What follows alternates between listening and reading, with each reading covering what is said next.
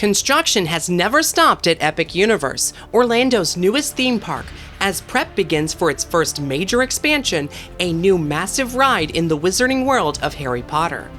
Plus, work has finally started on what could be a permanent fireworks launch pad. And the resort's transit system proposal has been expanded to include another stop. Let's dig into permits for all of the projects currently in development around Epic Universe in today's news update. A new trademark application was filed for a name and a logo for what very well could be the name of a new nighttime show at Epic Universe. The logo for Celestial Goodnight was filed for use in entertainment services in the nature of an amusement park show. The current nighttime show, which happens nightly around park close, is simply referred to as the Cosmos Fountain, which is the name of the fountain in the middle of the park. Perhaps Celestial Goodnight could become the official name of an updated show later this year. While the current show focuses on coordinated fountains, not only at the Cosmos Fountain, but at all of the water features within Celestial Park, we have seen testing for new projection effects in the main fountain that may end up as part of an updated show. Construction has finally started on what could be a permanent launch pad for fireworks shows at Epic Universe. These aerial photos from BioReconstruct show how concrete has been poured on the little peninsula in the center of the drainage pond located behind the park, on the opposite side of the Universal Helios Grand Hotel. A trench was dug out, perhaps to run cables between this future launch pad to a future control booth. It's not yet clear, but the trench does connect this new concrete pad in the center of the pond to a smaller pad near the shore. Permits related to this project refer to it as Project 247, including this one to add a safety fence around the pond, which is meant to keep people from entering the launch site. This fence can be seen here, already installed near the entrance to the launch site access road. Previous permits described small prefab structures to be added to backstage areas in both the Wizarding World and Dark Universe. These could possibly be for secondary smaller fireworks launch sites, which may be added in addition to the main site behind the park.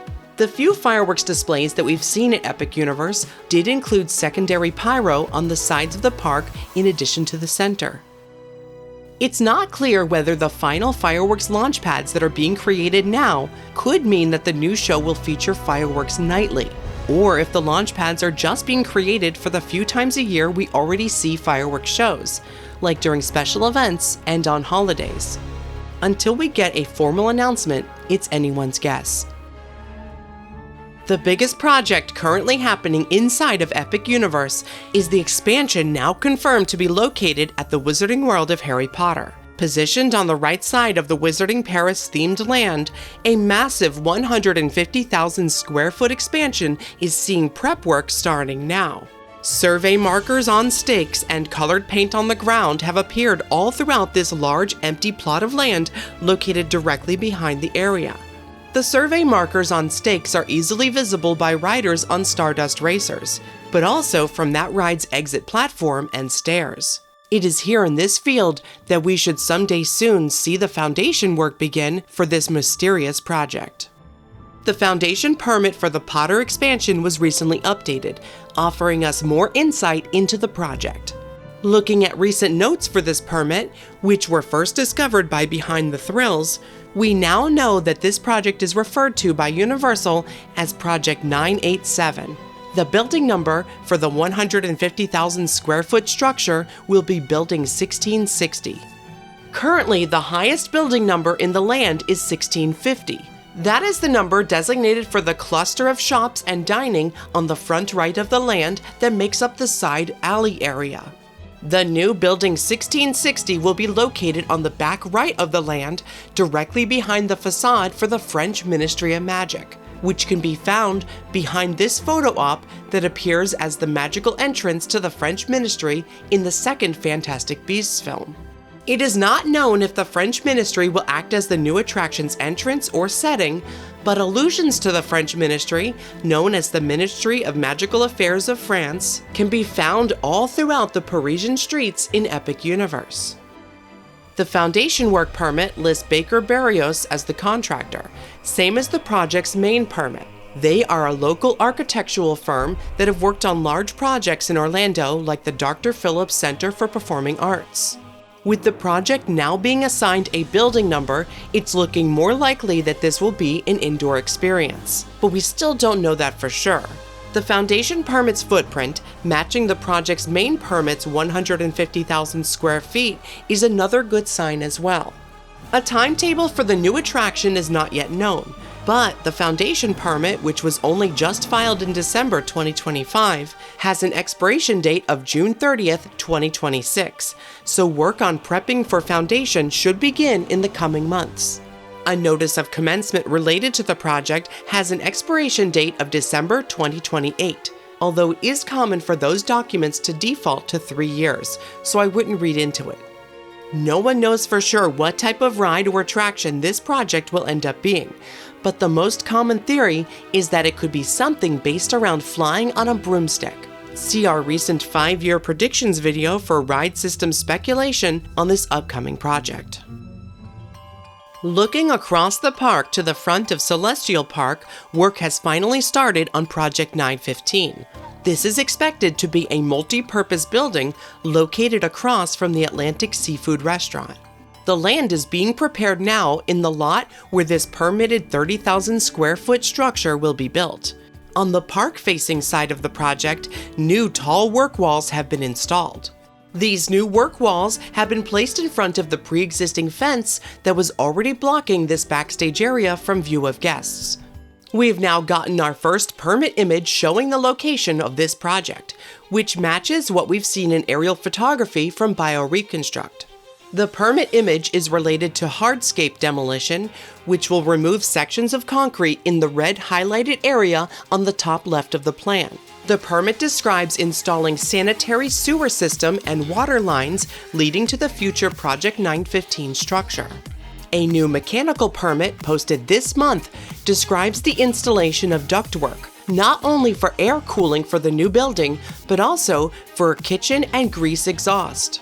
Prior permits had described a kitchen to be built as part of this 2-story structure's second floor. The first floor is expected to be utilized as multi-purpose event space, but the upper level is described as team member areas, including a kitchen. The new mechanical permit also includes a mention of AC units for a computer room. A timetable for this project is not yet known, but most of these preliminary permits expire by the end of 2026, so we should see major construction begin this year. Also located within Celestial Park, the Phase 2 dining may have been postponed. The signs touting this dining expansion on the front right side of the park have been removed. There used to be signs located on every door for this large structure, saying that new dining would be coming in 2026, but now the doors are once again bare. Permits related to the interior build-out for this dining location have remained incomplete, still missing design plans needed for approval. This likely means that the interior work on this project has not even begun. Permit notes had described the project as a dual dining location, offering both Italian and Mexican restaurants inside of one building. Permit notes have been updated though, showing that this project, known as Project 914, does in fact have a building number. It is Building 1292. This is different from the plans for the original building's designation, which would have been 1290. That original building was designed as a food court before being canceled and replaced with this new split dining concept instead. It is unknown when work will begin on the interior of this structure, but with the signs removed from the windows, perhaps it will no longer be ready to open this year as originally announced. Catching up on some of the news from around Epic Universe, both trains on Stardust Racers valleyed earlier this month. We saw a train valley on the ride during previews back in March 2025, before the park was officially open, but it hasn't happened since. Both this time and that first time, it occurred on days with extremely strong wind gusts, which were likely to blame. Luckily, no one was riding the coaster when it valleyed this month, so an evacuation was not necessary. Cranes were used to remove the coaster trains car by car in the days following, and the ride has already reopened just a few days after the incident. In How to Train Your Dragon, Isle of Berk, the land's official soundtrack has been released on vinyl and is available for purchase within the gift shops around the land. The soundtrack for Dark Universe is still available for sale in that land and also available for download and streaming online. We are expecting the full soundtrack from Celestial Park next, which will probably drop on streaming in the next few months. Also in the Isle of Berk, the Fire Drill boat ride will close on February 1st for a week-long refurbishment, reopening on February 8th, 2026. This marks the first official refurbishment for an attraction at Epic Universe. The ride has received complaints lately for low water pressure on the water cannons, so hopefully this quick closure can resolve the issue. Across the street from Epic Universe, we can see how a couple projects for Universal Orlando are now utilizing the South Campus's staging area. Boats from Jurassic Park River Adventure can be seen parked here, while the ride at Islands of Adventure is receiving its extensive refurbishment. We saw the boats being removed from the water a couple weeks ago and being stripped down. The River Adventure ride is scheduled to reopen in November 2026.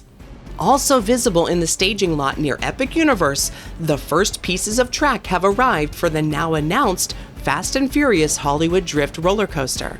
This project, under construction at Universal Studios Florida, has just started to receive track delivered here to this lot. See our recent video about the announcement of the new coaster opening next year in 2027 for more details. Located to the west of Epic Universe, the project known in permits as West Parcel Mass Grading recently saw some minor updates. Originally listed as being for 53 acres, the project is now listed as around 35 acres.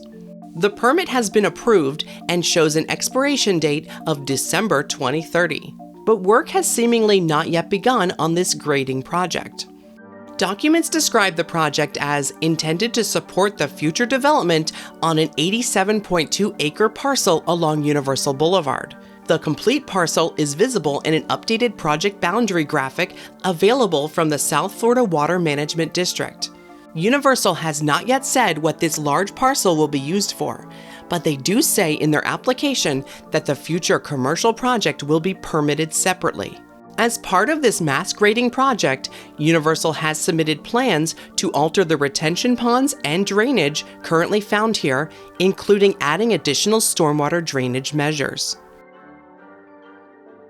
The proposal for a transit system that would connect the north and south campuses of the Universal Orlando Resort has seen a minor change since we last talked about it back in December. So far, a company has not been selected to build the transportation system, which would span up to 5 miles in total, but a new stop has been added to the list of proposed stations to be built. The previously announced phases included stops near the City Walk parking garages, several of the on-site hotels, and Epic Universe. The new proposed stop is labeled as Sunshine Corridor Future Connection. This new possible stop along the transit route would connect the possible future Sunrail station near the Orange County Convention Center to Universal Orlando. Universal has offered to donate 13 acres of land and help pay for the construction of this possible Sunshine Corridor train stop, which would connect the Orlando International Airport to the Convention Center and beyond. Universal's special district, the Shingle Creek Transit and Utility Community Development District, is still looking for a contractor to build their proposed transportation network. Any contractor who is hired will be responsible for maintaining and expanding the transit system for 25 years, which would now include a future stop at this train station. Estimates say the Sunshine Corridor rail line may not be completed until sometime next decade. We will keep you updated on the transit system project in the coming months, including when a company is named, as that will dictate what type of transportation system will be utilized. That's all for now, but be sure you're subscribed to never miss an update as we cover all of these projects at Epic Universe and more. A big thank you to BioReconstruct for the amazing aerial views. You can follow him on social media for more theme park photos and video. If you like what we do, consider joining our Patreon for exclusive posts, behind the scenes, and more. Patreon.com/themeparkstop. Thanks for watching. See you next time.